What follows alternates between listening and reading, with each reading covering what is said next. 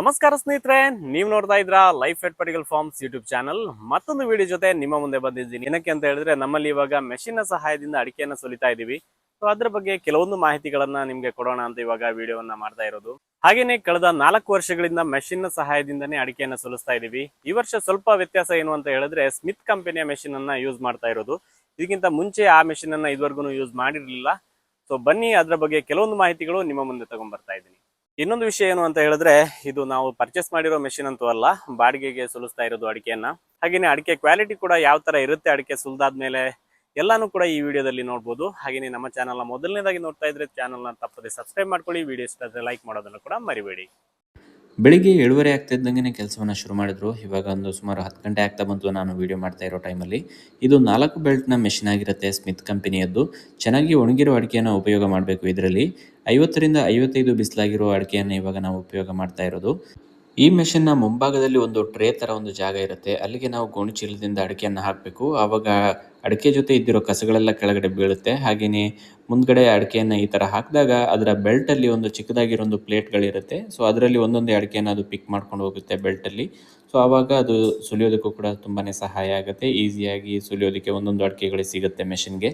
So ಇನ್ನೊಂದು ಭಾಗದಿಂದ ಸುಲಿದಿರೋ ಅಡಿಕೆಗಳು ಬರುತ್ತೆ. ಹಾಗೆಯೇ ಇನ್ನೊಂದು ಭಾಗದಲ್ಲಿ ಸಿಪ್ಪೆಗಳು ಕೂಡ ಈ ಥರ ಎಸೆಯೋದಕ್ಕೆ ಅದು ಮಿಷಿನೇ ಎಸೆದು ಬಿಡುತ್ತೆ ನೋಡಿ, ದೂರಕ್ಕೆ ಅರೌಂಡ್ ಒಂದು 3 ಫೀಟ್ ದೂರಕ್ಕೆ ಅದು ಎಸೆಯುತ್ತೆ. ಆಮೇಲೆ ಅಲ್ಲಿಂದ ನಾವು ಅದನ್ನು ವಿಲೇವಾರಿ ಮಾಡಬೇಕಾಗುತ್ತೆ. ಯಾಕಂತ ಹೇಳಿದ್ರೆ ಒಂದು 2 ಗೋಣಿಚೀಲ ಆಗುವಾಗ ಸಿಪ್ಪೆಯನ್ನು ಒಂದು ಬಾರಿ ಅಲ್ಲಿಂದ ತೆಗಿಬೇಕು. ಇಲ್ಲಾಂದರೆ ಮೆಷಿನ್ನ ಪಕ್ಕದಲ್ಲೇ ಜಾಸ್ತಿಯಾಗಿ ರಾಶಿ ಬೀಳುತ್ತೆ. ಅದಕ್ಕೋಸ್ಕರ ಇದರ ಬಗ್ಗೆ ಎಲ್ಲ ಜಾಸ್ತಿಯಾಗಿ ಯೋಚನೆ ಮಾಡಬೇಕಾಗಿರೋ ಅಗತ್ಯ ಇಲ್ಲ. ಏನಕ್ಕೆ ಅಂತ ಹೇಳಿದ್ರೆ, ಇದು ಬಾಡಿಗೆಗೆ ಸುಲಿಸ್ತಾ ಇರೋದಲ್ವಾ, 4 ಜನ ವರ್ಕರ್ಸ್ ಇದ್ದೇ ಇರ್ತಾರೆ ಮೆಷಿನ್ನ ಜೊತೆಗೆ. ಸೊ ಅವರೇ ಅದನ್ನೆಲ್ಲ ನೋಡ್ಕೋತಾರೆ.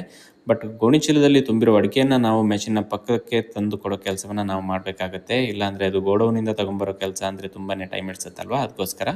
ಸುಲಿದಿರೋ ಅಡಿಕೆ ಇವಾಗ ಬುಟ್ಟಿಗೆ ಬಂದು ಬೀಳ್ತಾ ಇದೆ ನೋಡಿ. ಯಾವುದೇ ರೀತಿಯ ಕಲೆಗಳು ಕಾಣಿಸ್ತಾ ಇಲ್ಲ. 99% ಕ್ಲೀನಾಗೆ ಬರ್ತಾ ಇದೆ. ನಮ್ಮಲ್ಲಿ ಅಡಿಕೆಯನ್ನು ಇಂಟರ್ಲಾಕ್ ಅಂಗಳದಲ್ಲೇ ಒಣಗಿಸ್ತೀವಿ. ಅದಕ್ಕೋಸ್ಕರ ಇದು ಟಫೆಸ್ಟ್ ಅಡಿಕೆ ಅಂತಲೇ ಹೇಳ್ಬೋದು. ಯಾಕೆ ಅಂತ ಹೇಳಿದ್ರೆ, ಸಿಪ್ಪೆಯಿಂದ ಅಡಿಕೆ ಅಷ್ಟು ಸುಲಭವಾಗಿ ಬಿಡೋದಿಲ್ಲ. ಕೈಯಲ್ಲಿ ಸುಲಿಯುವಾಗ ಅಥವಾ ಮ್ಯಾನುವಲಿ ಸುಲಿಯುವಾಗ ಅದರ ಕಷ್ಟ ಗೊತ್ತಾಗುತ್ತೆ. ಇಂಟರ್ಲಾಕ್ ಅಂಗಳ ಅಥವಾ ಕಾಂಕ್ರೀಟ್ ಅಂಗಳದಲ್ಲಿ ಅಡಿಕೆಯನ್ನು ಒಣಗಿಸಿರೋದು ಅಂತಾದರೆ ಕೆಲಸ ಸ್ವಲ್ಪ ನಿಧಾನ ಆಗುತ್ತೆ. ದಿನಕ್ಕೆ 9ರಿಂದ 10 ಕ್ವಿಂಟಲ್ ತನಕ ಸುಲಿತಾರೆ. ಇನ್ ಕೇಸ್ ನೀವು ಅಡಿಕೆಯನ್ನು ಮಣ್ಣಿನ ಅಂಗಳದಲ್ಲಿ ಒಣಗಿಸ್ತೀರಾ ಅಂತಾದರೆ ದಿನಕ್ಕೆ 15 ಕ್ವಿಂಟಲ್ ತನಕನೂ ಅಡಿಕೆಯನ್ನು ಸುಲಿಯೋದಕ್ಕಾಗುತ್ತೆ. ಏನಕ್ಕೆ ಅಂತ ಹೇಳಿದ್ರೆ ತುಂಬಾ ಈಸಿ ಆಗುತ್ತೆ ಮಣ್ಣಿನ ಅಂಗಳದಲ್ಲಿ ಒಣಗಿರೋ ಅಡಿಕೆಯನ್ನು ಸುಲಿಯೋದಕ್ಕೆ. ಸ್ಮಿತ್ ಮೆಷಿನ್ನಲ್ಲಿ ಅಡಿಕೆಯನ್ನು ಸುಲಿಸಿರೋ ಬಗ್ಗೆ ಫೀಡ್ಬ್ಯಾಕ್ ಕೇಳೋದಾದರೆ ಎಕ್ಸಲೆಂಟ್ ಅಂತ ಹೇಳೋದಕ್ಕೆ ಇಷ್ಟಪಡ್ತೀನಿ ನಾನು. ಕಳೆದ 3 ವರ್ಷಕ್ಕೆ ಕಂಪೇರ್ ಮಾಡಿದ್ರೆ ಈ ವರ್ಷದ ರಿಸಲ್ಟ್ ಅಂತೂ ತುಂಬಾ ಚೆನ್ನಾಗಿದೆ. ನಿಮಗೂ ಅಷ್ಟೇ ಒಣ ಅಡಿಕೆಯನ್ನು ಸ್ಮಿತ್ ಮೆಷಿನ್ನ ಮುಖಾಂತರ ಸುಲಿಸೋ ಪ್ಲ್ಯಾನ್ ಏನಾದರೂ ಇದ್ದರೆ ಖಂಡಿತವಾಗ್ಲೂ ಇವರನ್ನು ಕಾಂಟ್ಯಾಕ್ಟ್ ಮಾಡಿ. ನಾನು ಇವರ ನಂಬರನ್ನು ಸ್ಕ್ರೀನ್ ಮೇಲೆ ಹಾಕಿರ್ತೀನಿ.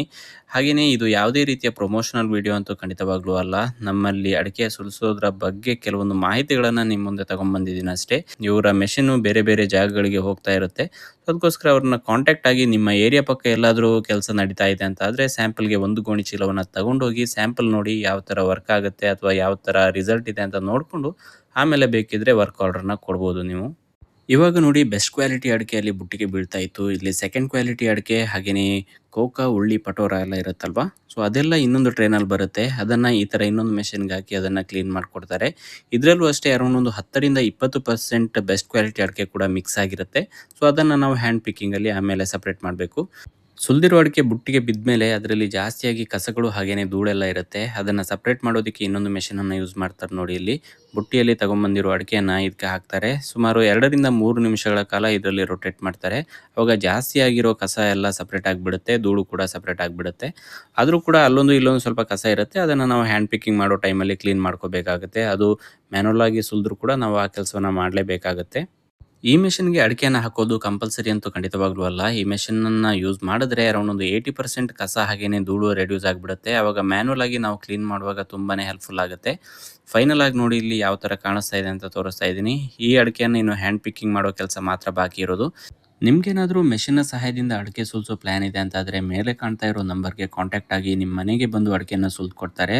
ನೋಡಿದ್ರಲ್ಲೋ ವೀಕ್ಷಕರೇ, ಪುಟ್ಟದಾಗಿರೋ ಒಂದು ಮಾಹಿತಿ ಜೊತೆ ನಿಮ್ಮ ಮುಂದೆ ಬಂದಿದ್ದೆ. ಹಾಗೆಯೇ ಇವತ್ತಿನ ವಿಡಿಯೋನ ಕೂಡ ಇಲ್ಲಿಗೆ ಮುಗಿಸ್ತಾ ಇದ್ದೀನಿ. Life at particle farms YouTube ಚಾನಲ್ನ ನೀವಿನ್ನ ಸಬ್ಸ್ಕ್ರೈಬ್ ಮಾಡಿಲ್ಲ ಅಂದರೆ ತಪ್ಪದೆ ಸಬ್ಸ್ಕ್ರೈಬ್ ಮಾಡ್ಕೊಂಡು ಸಪೋರ್ಟ್ ಮಾಡಿ. ಮತ್ತೊಂದು ಕೃಷಿ ವಿಡಿಯೋದೊಂದಿಗೆ ನಿಮ್ಮ ಮುಂದೆ ಬರ್ತೀನಿ. ಅಲ್ಲಿ ತನಕ ನಮಸ್ಕಾರ.